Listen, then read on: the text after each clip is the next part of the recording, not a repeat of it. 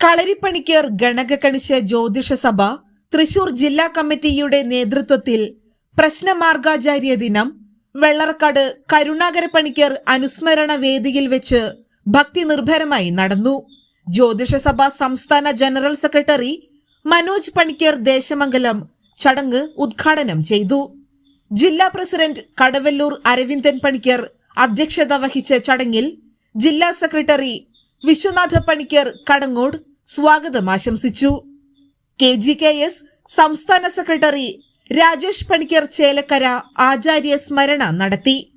സംസ്ഥാന ട്രഷറർ പ്രദീപ് പണിക്കർ ഏങ്ങണ്ടിയൂർ മുഖ്യാതിഥിയായി പങ്കെടുത്ത ചടങ്ങിൽ മലയാള മനോരമ മുൻ അസിസ്റ്റന്റ് എഡിറ്റർ വെള്ളറക്കാട് കളരി ശ്രീ രവി പണിക്കർ മുഖ്യപ്രഭാഷണം നിർവഹിച്ചു.